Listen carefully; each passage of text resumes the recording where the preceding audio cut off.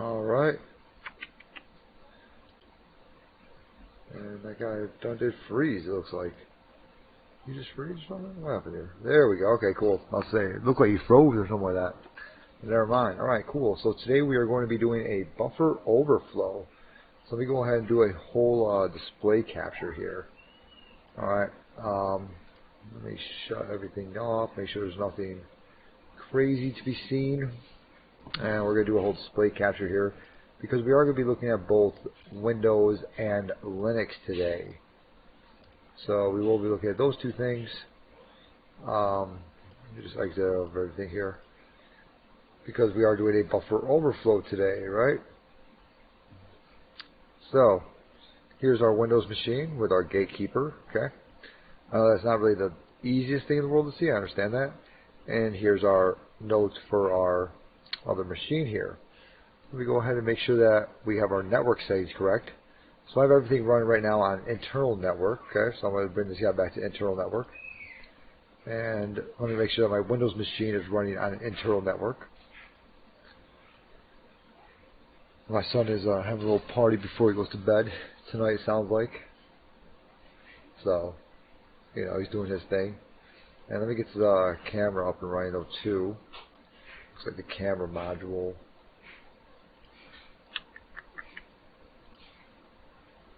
Window capture, video. Boom. Alright, look at that, huh? Alright, so yeah, we got those all up and running. And let's go ahead and take a look at our Kali Linux machine here. And see if we pulled that IP address yet. So we've been working mostly, well, between Kali Linux and Windows. So we do have an IP address now. We got our 10.10.10.15. So let's go ahead and do a sudo net discover. Or we can also try to do a ping with the 10.10.10.0 network, /24 network. I already turned it on. And the backdoor one too, I already turned on. So let me do an mmap tac-sn. Yep. 10.10.10.0/24. So this one's going to do a sudo net discover up here. 10.10.10.6 it looks like. This guy's going to ping everyone in the 10.10.10.0 network. I am 10.10.10.15. We can realize that because I do what I have config and I have it right here. 10.10.10.6 is probably that Windows machine. So let's go ahead and clear this. And let's see. So let's go ahead and do an mmap. All ports. Do not ping it. Very verbose. Speed is going to be T4. Doesn't really matter. We're directly connected to each other pretty much. And then N. For no DNS name resolution. We got 139, 135, 445. Or just regular SMB stuff. I don't know if that thing's even up and running like right now on it. So let's go ahead and make sure that guy's actually on. Let's go ahead and fire up Immunity Debugger. We'll go to open Gatekeeper. And there we are. Okay, so we got Immunity Debugger fired up. I know that you kind of hard to see here. Alright, but we do want to press F9 to get the program actually up and running. Alright. I can never get this thing to actually go full screen.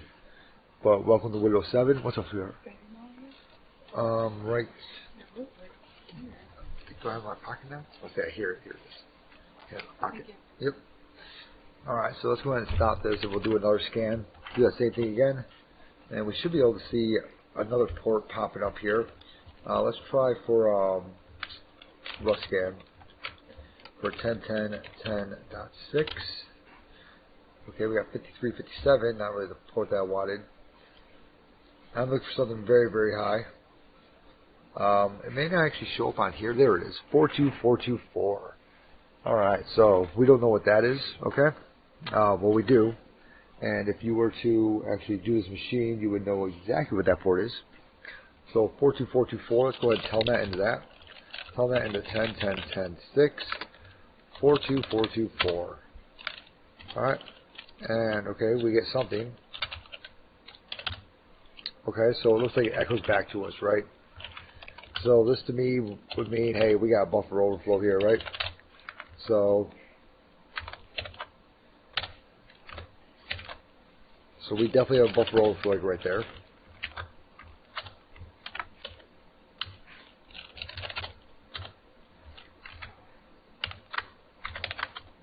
I don't know how the heck to exit out of here.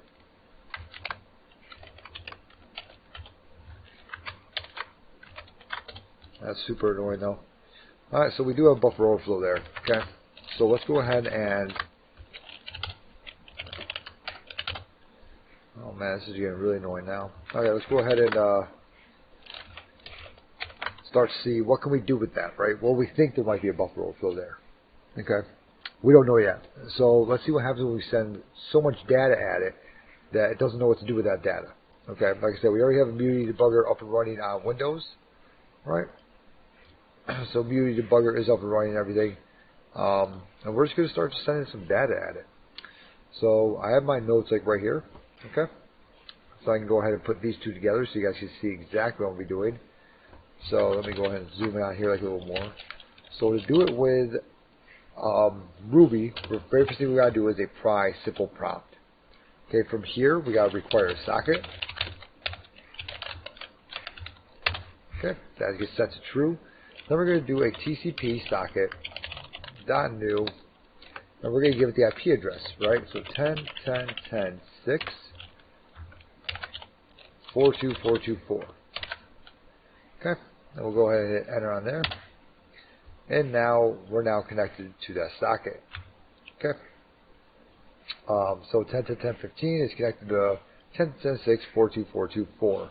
Our random port is 39930. If you know anything about the random ports and everything like that, then you know what I'm talking about there. Okay. Now we can do an s.puts. Now we can see what happens. Hi. Oh, maybe we cannot yet. We should be connected to that guy. Okay. Now we should be able to do an s.puts.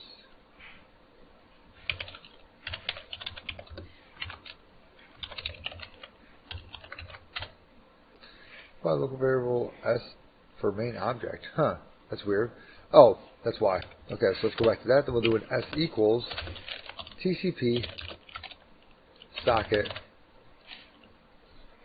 Pretty much just got like right here. TCP socket new. TCP socket dot new 10.10.10.6. Okay. 42424. Oh, this guy's gonna start pissing me off, isn't he now? S equals TCP socket new right there. There we go. Where did I mess up there? TCP socket, oh, capital S, okay. So S equals TCP socket new, boom. That's why I have my notes over here. I always have my notes for buffer overflows because you got to follow, you know, pretty direct thing there. So we were talking about trying to put so much information in there. So s.puts, hi, okay, and we do get some on the back, okay. But what if we like break it? So what if we do like an s.puts a times 200? So we'll say 200 days, right? Hit enter. Okay, we get something back. S.puts hi. Okay, we still get something back. And we're looking at our program over here, but we shouldn't be getting anything back, right? We put 200 days in there. Okay, we think that that's like where it broke. So let's go ahead and restart that program and see if that's like where it broke at. So let's go ahead and file, open up Gatekeeper, yes, play. Okay, let's go ahead and reconnect to that, right? Boom. And we'll do that 200 again, just to make sure. And sure enough, it does break at 200. Okay. Now we can see that we've written over the EIP and the EBP, which means that we've written over too far. Okay, we went too far. All right, and I'll show you what that means here in a second. So we want to start to work our way back a little bit. We broke the program. We realized that. And we went too far into the program, into the memory. Okay, and I'll show you what that means here in a second. And you'll start to figure out what's actually happening here. So let's go ahead and reopen this back up again. Get him up and running, so F9. And let's try to do like an s.puts times 150. Okay. And let's see if the program breaks this time. Nope, it's still running. Okay, S dot puts times 150. It's still running. Actually, I'm not even reconnected the socket, so we don't know. S dot puts 8 times 150. There we go. Reconnect the socket, and it's broken. And I again have overwritten the EBP and the EIP. So we've gone too far again. All right, that's okay still. That's okay. We're gonna start to work our way down. Okay. So we went from 200 to 150. Next I'm going to try like 125 or maybe 140. We'll try 140 next and see what that looks like. See if the program breaks first off. And what do we actually overwrite? Okay. So let's go ahead and do it S puts times 140. Let me reconnect that socket. Sorry. There we go. And S puts times 140. And we'll go ahead and look at it. And supposedly the program broke. I don't see why. Let's go ahead and try to press play on here. I don't think the program actually did break. I think something else might have failed with it. And we'll do another connect to it again. S puts 8 times 140. And the program should not be breaking like right now. I'll tell you that much. Okay. It's paused, but we're not overwriting anything. So we don't have those 4141, 4141, so that's okay. Yeah, we haven't overwritten anything, so that's good. Alright, that's okay. So let's keep access violation when reading. Alright. So let's keep going, because we haven't actually overwritten anything now, right? So let's go to 145. Let's go ahead and start this guy back up again. Then we'll go to 145. We'll see what happens from there. Because it did pause, but we didn't overwrite anything. So let's go ahead and do the 145. That puts 145. You see, I'm working my way down. We already didn't overwrite anything, and now I'm working my way back up. See, like where I start to overwrite stuff, right? So 145, program is paused. Doesn't look like it really crashed.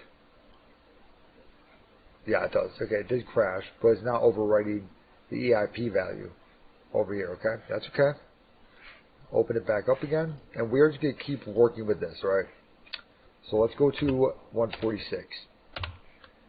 Now I'm going to tell you, like right now, I'm not going to tell you anything. There, actually, let's go back to here. Oh, connection refused. What did it already, was it still connected to it? No, okay. Let's go ahead and open. Boom, yes. Then we'll go ahead and reconnect to that. Excuse me, start that up. They're running.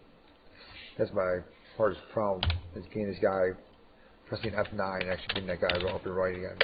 Let's do times 146. Alright, because we know 150 is going to break it. So 146, we have now overwritten the EBP. You notice that it says 41414141. So that means that we know for a fact that we just broke the program at 146 bytes, alright? And we overwrote that EBP. Now we have to make sure, send 4 more bytes and see if we overwrite the EIP. So let's find out, okay? And that'll tell us that yes, 146 bytes is where we want to be at. And then from there we're going to use the modules, find a jump point, things like that. So let's go ahead and run that again. Alright. A times 146, alright. Actually, we already need to do all that. We can go ahead and exit out of here, and we can actually start to write our payload up. Okay, because we think it's times 146, right? So let's go ahead and start to write up our payload. We'll actually keep this guy up and running just in case. So let's CD into desktop, buffer overflow. And as you can see, I already got a couple things in here. I got bad characters.py. I have my BoF notes, which you can see right over here. Okay, and I have my BoF.rb, which is my Ruby script for the buffer overflow. Same thing you would see if you were to do something like a, what is it? Like the Python one. Just this one's for Ruby. That's all we're doing here. So let's do a sublime text for my BoF.rb. Okay. Oh, whoops. X9. That's not good now, is it? I have no idea what that says. Alright, we'll go ahead and we're not going to need any of that anyways. Never mind. Here, we can actually do this. Boom. There we go. Okay. So, we think it broke at 146 because we had that 414141 over there, right? 41414141 is 4444. Okay. So in our EBP, we had a 414141. I'll show it one more time. As puts 8 times 146, right? We have 41414141, which is 4 A's. Okay. So now what we want to do is we want to, for our shell payload, see if we can make that 4 B's. So we're going to go down to our shell payload, and we're going to do a B, okay, times 4. Alright, so right now we have a preamble up here. Okay, nothing fancy going on here just yet, right? Let me see here. Can I actually increase my... Wait, you guys can actually see with this? Tools? I have no idea how to do that. Font? Larger? Control plus equals? Control... Okay, so there we go. Cool. So we have our preamble, which I'm saying is 8 times 146, because that's what we're saying breaks the program. Return address, we don't know it yet. Arguments not, we don't know it yet. And then the shell payload, which right now is just going to be 4 B's. All right. From here, we're going to put in a host and a port. That's going to be argument 0 and argument 1. We're requiring the socket. It's going to open up that socket and go ahead and put exploit. Okay, so it's going to put this guy in there. All right. Easy. Exploit. Right? It's going to put the exploit. Exploit equals preamble plus return address plus arguments not plus the shell payload. That's it. That is everything that we need for this guy. So let's go ahead, because I've done some Python scripts. They've been pretty freaking long. So let's go ahead and we'll save this. And we are going to go and we are going to send this off at this program over here. So we'll get Gatekeeper start back up again. F9. Okay. And from here, what we're going to do is we're going to set that off. So we're going to do type in Ruby BOF.RB 10.10.10.6, right? Because I need the host and I need a port for my arguments 42424, and that should just send off at him, and it did. And as you can see, we overwrote the EIP 424242. Now we know for a fact that 146 bytes does break the program, and the next 4 bytes are 424242, because of the 4, right? We sent 4 at it, 42424242 equals 4 B's. Alright? So we know for a fact that this is going to work. So 146, right there at my EBP, 42424242 for my EIP. Alright? So I'm going to go ahead and we'll restart this program.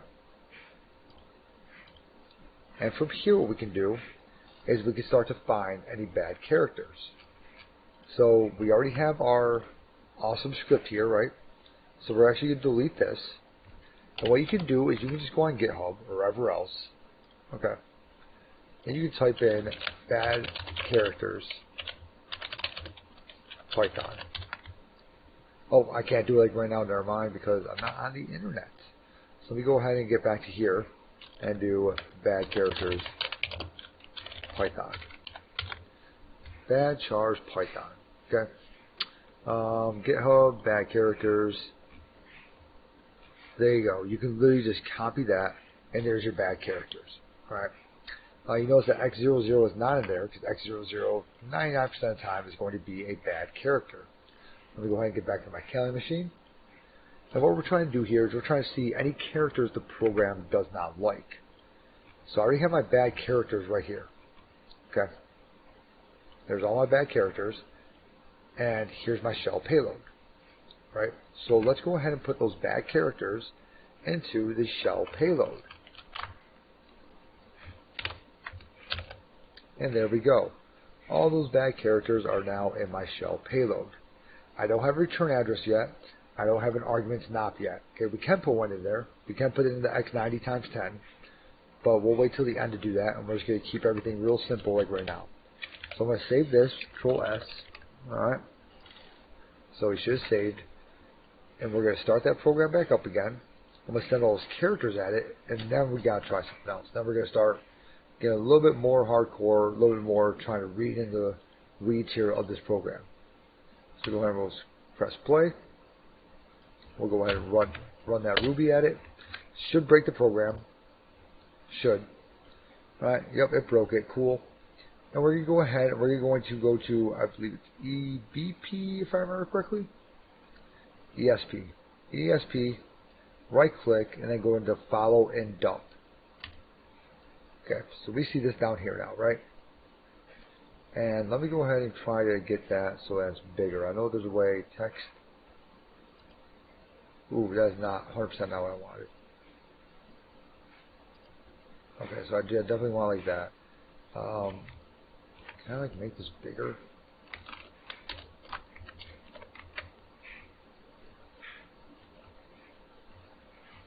Getting bigger? I don't know if it's getting bigger or if I'm just scrolling up. That's definitely just scrolling up like right there. So I know that you can't really see down there. I understand that. Okay, I really do.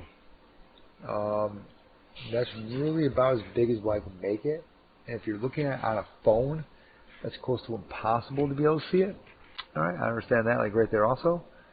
Let's see if I can do appearance, font 7. There we go, okay. Now that's a little bit better. Alright, so I followed that EBP, or excuse me, ESP. I followed it in dump, right? So there are modules for Mona that you can use to find bad characters. We're not going to use any of those. Okay, we are going to do it by hand. So we have our payload up here with all of our ones, right? Our 4 ones, our AAA, right? So our 146 A's. So we do have a program for that. And then it starts 0, 1. That's where we want to start at. X00 is usually bad character, read him to send it at it. So you have X01, 02, 03, 04, 5, 6, 7, 8, 9, and then that should be 0A. You notice that it says 00. That is incorrect. Okay, that should be 0A. So what we need to do is say, okay, cool, X0A is a bad character. And for Gatekeeper, that is the only bad character. You can go through this all day. That's going to be the only bad character. What I highly suggest you do is look up the Cyber Mentor, and he actually has both a video and a GitHub on doing this with Python, and he has a great one with bad characters in it, and just looking at it and trying to find all the bad characters. But we do know that X0A is a bad character. So I went ahead and I wrote that down right in my notes. We can see, yep, X0A. Okay, cool. So now we know that X0A is the only one, X00 and X0A. Okay, so what we're going to do now is we are going to utilize what's called Mona modules. Because now what we need to do is find a jump point. Okay? So let me go ahead and do an exclamation point. Now you notice that this is paused. Okay, that's fine. Mona modules. You can have it paused or running, doesn't matter. The program we are attacking is right here. False, true, false, false, false. Okay. ASLR is false. Alright. You notice that safe SEH is true. That's okay. That is okay. We can still attack this program.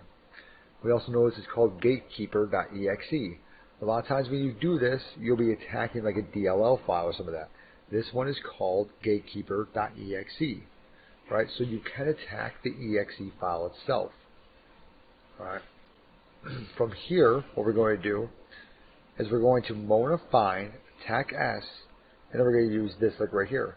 This is a jump point. Alright. Attack M, Gatekeeper.exe. So I'm going to go ahead and copy this. And I'll throw it into my guys over here. Now, if you don't have Mona modules, you do have to download that. Okay, that's a little bit not really beyond the scope of this course, but you should already have that. If you've gotten this far, you should already have that. Okay, so we'll go ahead and type in Gatekeeper.exe because that is who we are attacking, right? Gatekeeper.exe. All those are false, all right, except for safe SEH. We are going to try to find a jump point. Okay. So let's go ahead and hit enter, and we should be able to find 2 jump points. 1, 2. Awesome. So now we found 2 jump points. So from here, we go ahead and write those jump points down, which I did. I'll show them to you in here because I know it's hard to see in that thing. So I have 1, 2 jump points. Now here's another problem. The jump points are written in little endian. How? Just kick my own desk. Which means that everything is backwards. Okay? So we can pick any of the two jump points, but it has to be written backwards. Little endian. So it starts off with XC3, XC3, X14, 14, X04, 04, X08, 08. That's what I mean by backwards. You're going like this. There, there, here, here. So you're starting from this side and working this way. Alright? This 0X, don't have to worry about him. Then we have XBF, XBF, X16, 16, 04, 04, X08, 08. Alright? That's one thing you have to remember about little endian. So now that we have that, we can go ahead and put that into our Sublime text. So let's go ahead and delete this shell payload. Delete that whole thing. Alright. We have a return address now, right? It's right here. We can pick either one you want. We'll take the top one for now. But you can pick the bottom one if you want to. Arguments not, what we're going to do, and this means what arguments not is like a slide. Alright, it's like a slide kind of. What you're trying to do is you're trying to not just slam the payload into it, it's no bytes. That's what it is, no bytes. So we're just trying to send it no bytes at it, which is X90. It's going to be /X90. That's a no byte. Alright, we'll send 10 of those times 10. You might send 15. This guy also depends on like if you need it to be so big or so small, if you don't have so much room to work with. This is more of like a slide, just kind of slide into our payload here, just kind of give the program a little bit of recovery time before he gets hit by that payload, right? Which will then allow us to be able to run our payload most likely better. And now we can go ahead and make our payload. So we found our bad bytes, we have our return address, we know it breaks at 146, and we have our arguments not sled, right? And that's it. Next thing up is shell payload, and we are done. Alright, so let's go ahead and do that shell payload now. So we're going to do an MSF-venom. Now we're going to go ahead and just do that whole thing, just so you guys can see it. So we're going to do MSF-venom, TAC-P, Windows.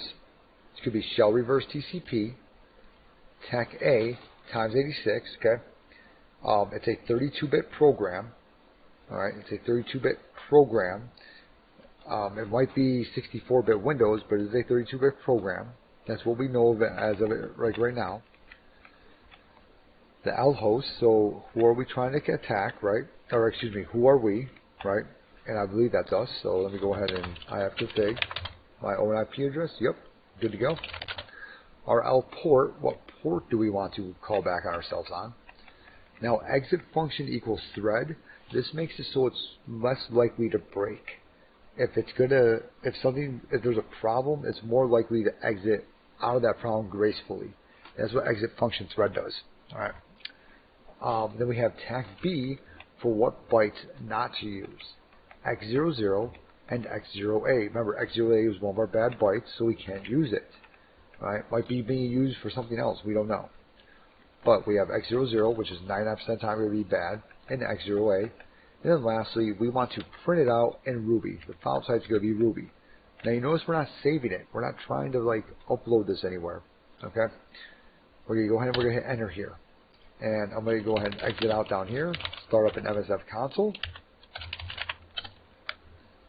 And we're going to take this whole payload just as it is. Alright? Nothing crazy we have to do here. Like sometimes in Python you have to delete stuff. You got to do things like that. And we're just going to add this payload in there. Boom. We are done. That is it. Our payload is in there. Alright. So let's go ahead and look at this payload one more time. Our preamble, A times 146, right? So we have 146 bytes going at it, which we know will break the program. We have a return address, little endian, right? We have our arguments not, so our sled, that's going to slide us down in that shell payload, so those null bytes that aren't going to do anything. Slides down to our payload, which we just made with Ruby. Alright. And the whole thing is going to be, the exploit is going to equal our preamble times our return, plus our return address, plus our arguments not, plus our shell payload, which is our reverse shell. Right, we're going to put in the host and the port, right? And s.puts is going to put the exploit. And here we go. Let's look for that. We have s.puts exploit, and exploit is this whole thing. Awesome. Okay, easy day, right? So let's go ahead and use exploit multi-handler. Let's set the payload as Windows reverse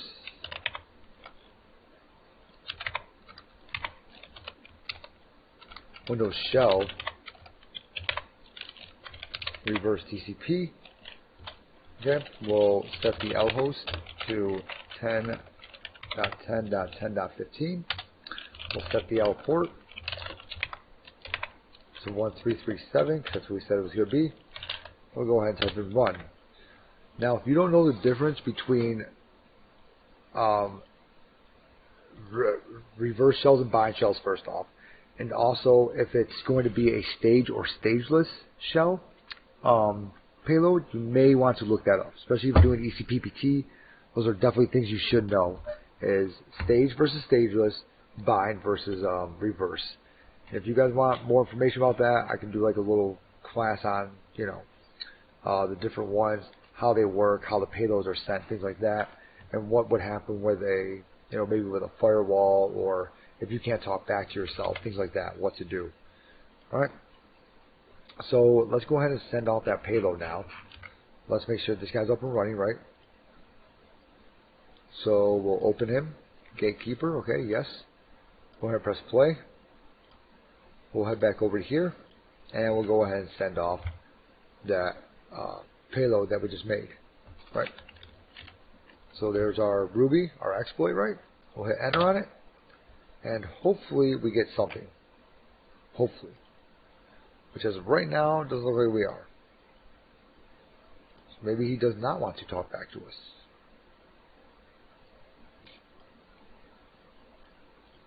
Don't know why he doesn't, but he does not want to talk back to us right now.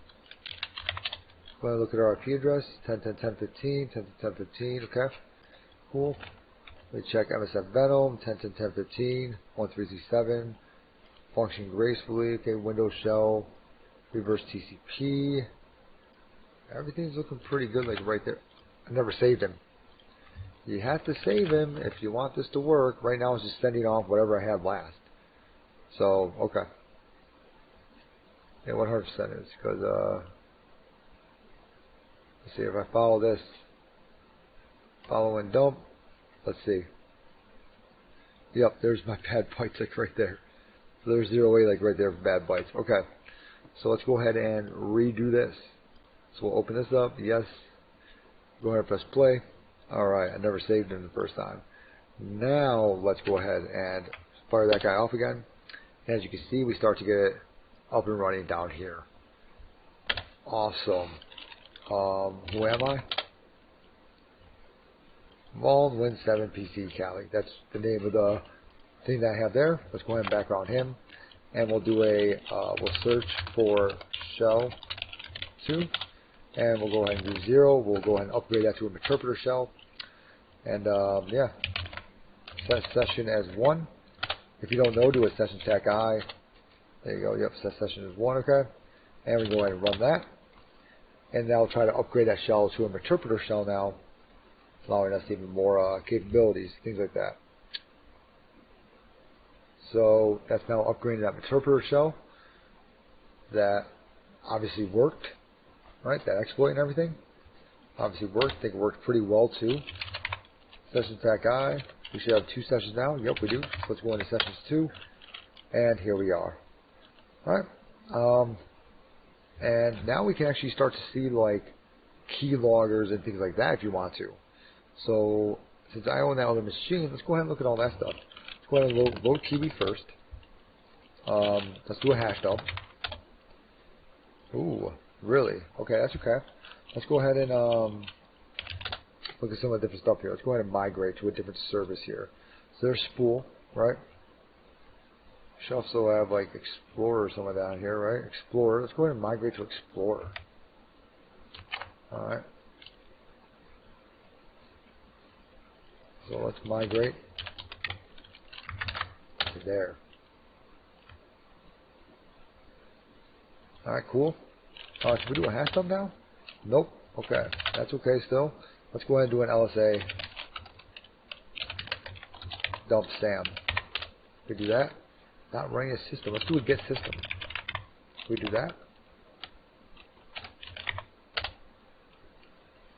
Access denied. The filing was attempted. Ooh, man. I didn't know I made this thing so long down.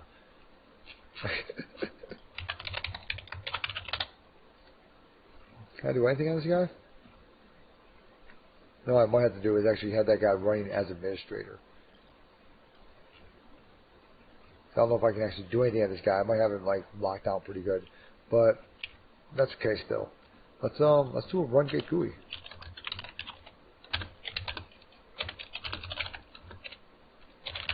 Let's see if that works. Nope, insufficient privileges. Wow. Well, desktop service was not modified. What do I have this running as? Like right now. I'm going to exit out of here. Run as administrator. How about that? Yes, please. Let's see if I can do that same exact attack again. Exit. Exit. We'll hop right back into there. We're going to try the same exact attack again and see if maybe I can do like a little more on here. Close the program. I don't care. Run as administrator. Listening for connections. Alright, cool.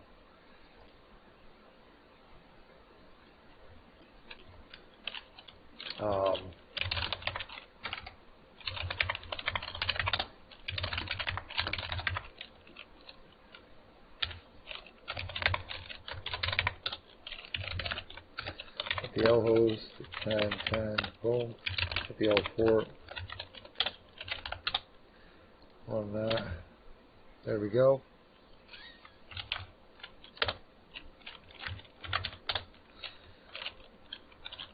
Search for shell 2, 0.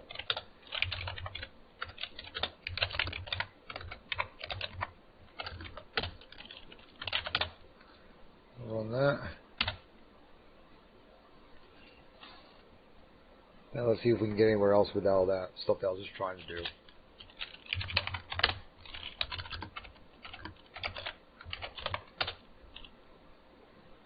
Alright, now, Jesus. Now we're system authority. Okay, cool. Usually whenever you do both roles for some of that, you're going to be system authority. So that's why I was so like, what the heck? By that guy locked down pretty good. So let's go ahead and migrate into something that's a little bit better. We'll migrate into Explorer. And Explorer.exe, maybe we actually don't want to migrate into him because right now we'd actually lower ourselves. So let's actually migrate into Spool. Yep, good old printer Spool.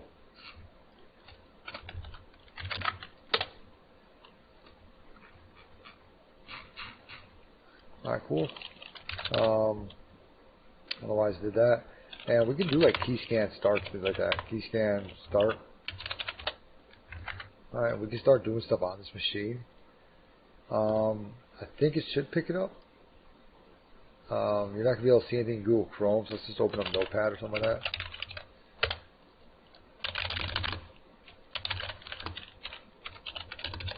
There, I'll pull up John Hammond. Alright, please subscribe. And let's go ahead and do a key scan dump. Oh, nope. Scan stop. Alright, well, I think I actually need to actually migrate into that thing that actually has it. That's the problem. So let's go ahead and look at PS again. Yeah, see, I would have to migrate into Notepad. So let's go ahead and let's try it. Let's try to migrate into it and see what we can get. Okay. And then we go into Notepad. So that's why I like Explorer. You know, if I'm going to do that, might as well just migrate into Explorer. So we're just going to go for it, hardcore. Alright. That's why Explorer is such a good one to migrate to, as long as you can run on admin, but this one is not running on admin. I don't know if I'm actually even got key scan start even running.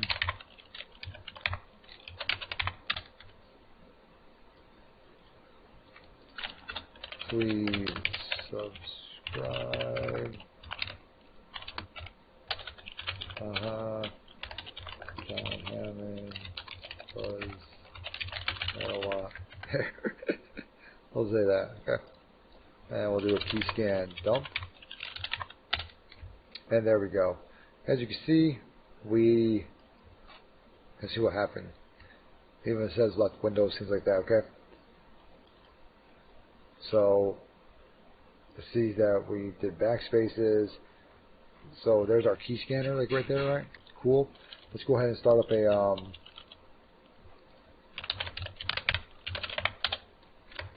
screen share. Alright, there you go. There's a screen share like right there for you. As you can see, it's the exact thing, okay? That I have over here.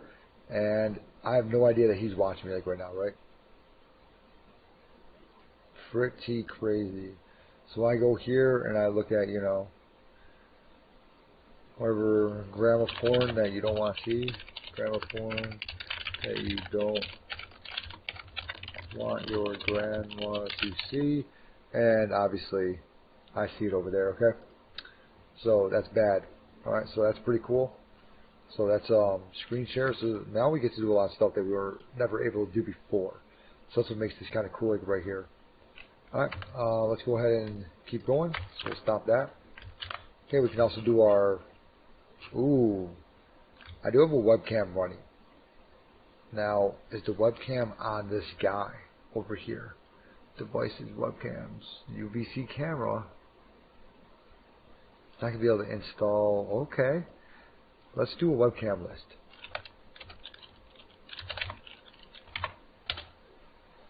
VirtualBox webcam UVC camera. Now what we should be able to do is a webcam stream or snap. That will just take a picture. Let's do a snap, see, because then we'll actually be able to see. Oh, let's do a stream. We'll see. We'll try it. So webcam stream. I think it's going to be 1. I think it is. And it should be trying to grab the UVC camera, which I have set up like right now. And I don't know if it's actually going to be able to get it or not. Let's keep messing with stuff. No, it failed at that. Okay. Probably because it is running on my actual Windows machine like right now, so can't really expect too much more. Let's try webcam snap. Okay, it cannot. Alright. 1. Okay, yeah. So that's how you'd actually do webcam and everything. Same thing with the mic and everything like that. Ready to key scan start. We can send mouse events, screen share, screenshot. Let's go ahead and migrate again into something that's being ran like spool. Yeah, let's go ahead and migrate into here. Oh boy. Can't get system anymore.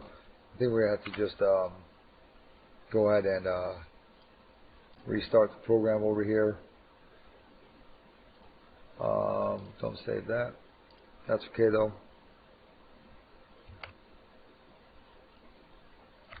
And we'll just go ahead and do an exit.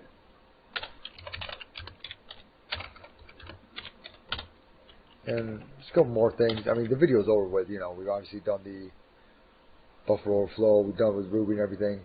So, I mean, if you don't want to watch the rest of the stuff, feel free to click off. I mean, everything's done. Like right now, we're just kind of having fun now.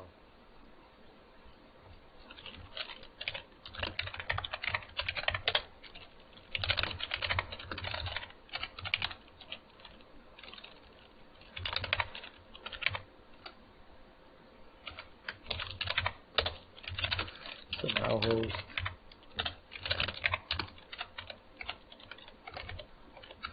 Jesus Christ. Is that guy running?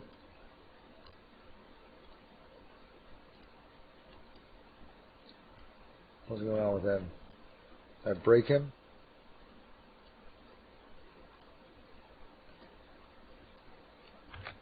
I think I broke him. I broke the program. Great. Let's go ahead and run view debug as administrator. Oh, let's throw this guy in there. Aha. And we'll make him run like that. Aha.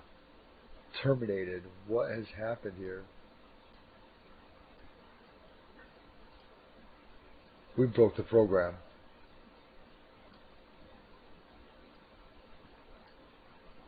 We broke Windows 7, which is not very hard to do, so it's not like a wow, you know. Send a control, oh no. That's send a control delete at this guy. Devices, input keyboard, send a control delete here. Start task manager. There it is, end task. I mean, we broke Windows 7. It's not really, you know, some incredible thing that we did here.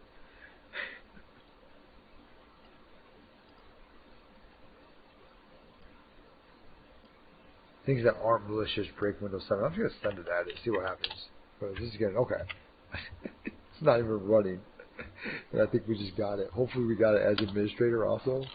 I don't think we did. Great.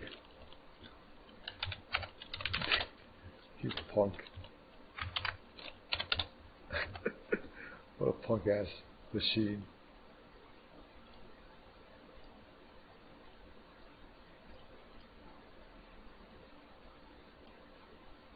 Yeah, we broke it. So that's okay. Anything else you would want to try in here, I would definitely just try it, you know. We broke it over here. So I'm not really too surprised about. We can always try to log off of here. I don't really remember any of the other passwords for it, but I think that, like, I feel like Volume 7, that one doesn't have a password. Okay, cool. That was easy. He also doesn't have this program on though too, so that doesn't really help out very much now, does it?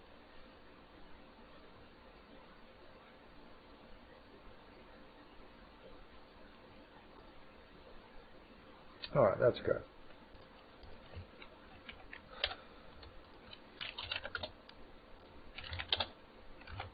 Okay, well, that guy's done trying to run him. So that was fun while it lasted. But yeah, that is how you do a buffer overflow. Alright, we'll go ahead and I'll post up one more time in case you guys weren't able to actually copy it down or whatever else. And I'll try to just get it just to where, you know, you can have it in your whole screen. There we go. Alright. And I'll just kind of leave that up there for a minute. You can pause the video, obviously.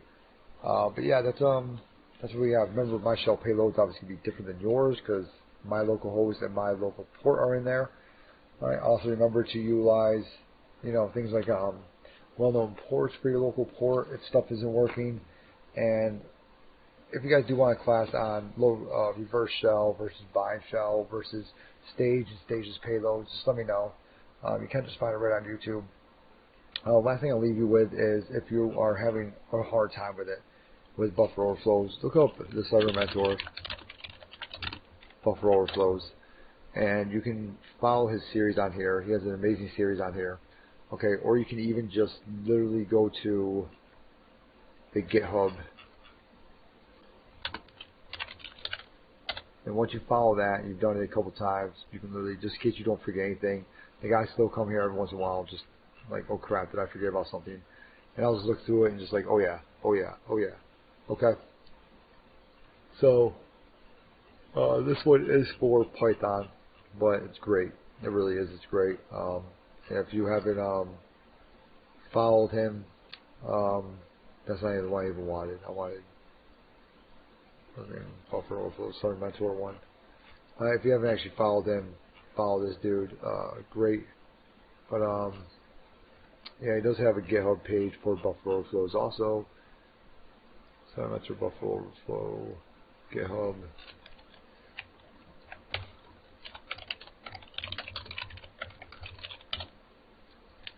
There's all the videos, the YouTube. I'm sure you'll find it. This one might actually be it. But yeah, he has like a whole like little thing on it. So, you know, how I suggest you do all that. Or at least read all that and everything. It's great. And yeah, that's about it. So I hope you guys learned something about buffer overflows, that you can do them with Ruby, learn how to do it with Ruby. And Ruby, I noticed that worked really, really good during ECPPT. It just worked. Unlike the Python ones I was having problems with, things like that, I went to Ruby and it just worked. So that's what was nice about it. So Yeah, if you guys have any questions, leave them down in the comments. If you know anyone that can benefit from this stuff, please let them know about the channel. And yeah, thank you for being part of it.